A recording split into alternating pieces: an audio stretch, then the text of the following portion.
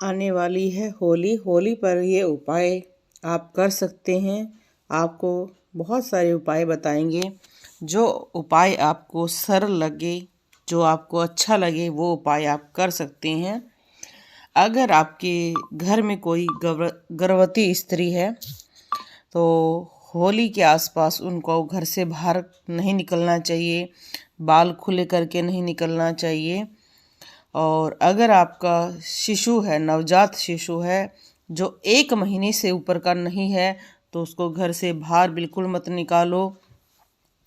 होलिका दहन के समय परिवार के सभी सदस्य होलिका की 3 या 7 परिक्रमा करनी चाहिए और माता रानी से प्रार्थना करनी चाहिए। और होलिका दहन में आप चना, मटर, गेहूँ, अलसी आप कुछ भी डाल सकते हैं। इससे आपको धन का लाभ प्राप्त होता है। और बहुत सारे गोबर के कंडे डालते हैं।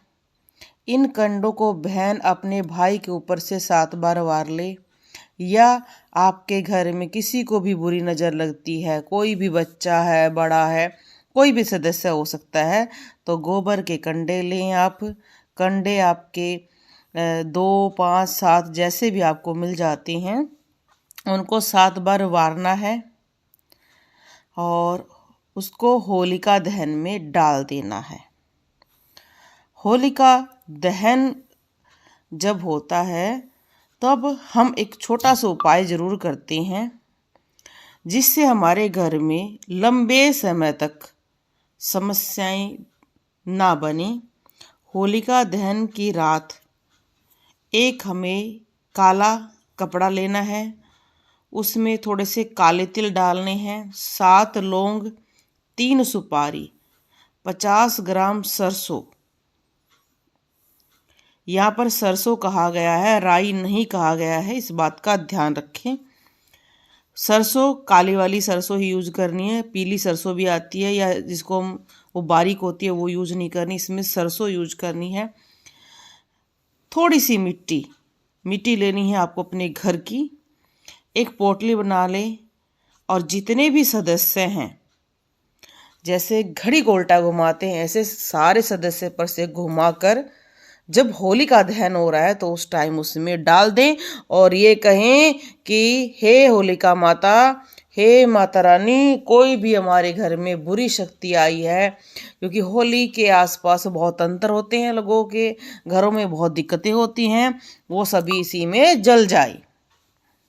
इस बात का हमें याद रखना है। और यहाँ पर कई लोग ये पूछते हैं कि जो होलिका माता कौन है? क्या वो होलिका जिसको राक्षस की बहन थी जो जल गई थी? तो यहाँ पर हम मानते हैं माता रानी को, जिनकी हम पूजा करते हैं।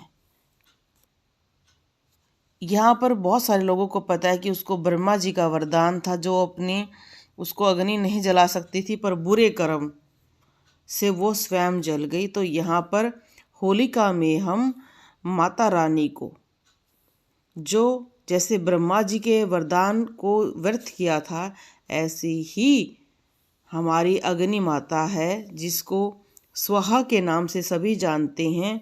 अग्निदेव की पत्नी है वो, और हम उन्हीं को होलिका माता के नाम से पुकारते हैं।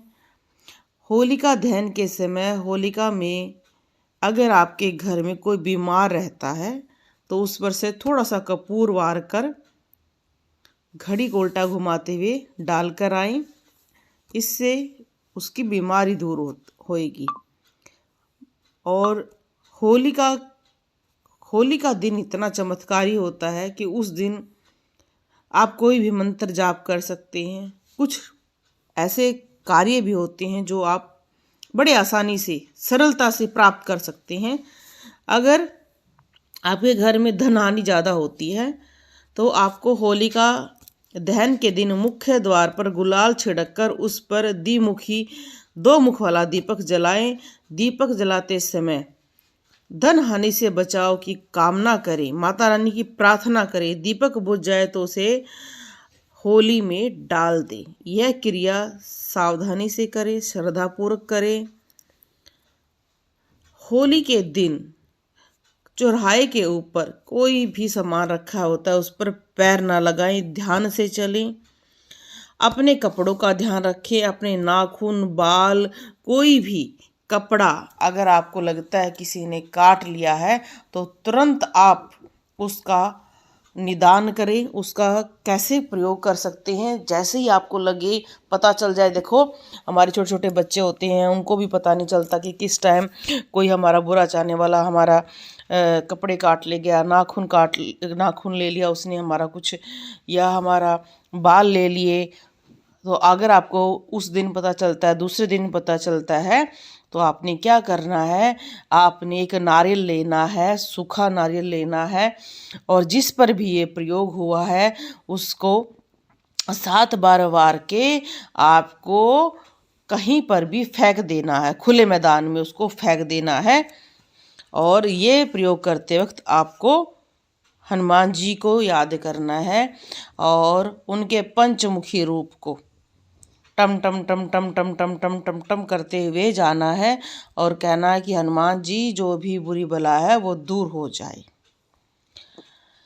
होली दहन के दूसरे दिन होली की राख को घर लाकर उसमें थोड़ी सी राई नमक मिलाकर किसी बर्तन में रखें। इससे भूत प्रेत नहीं आते हैं, नज़र दोष दूर होती है।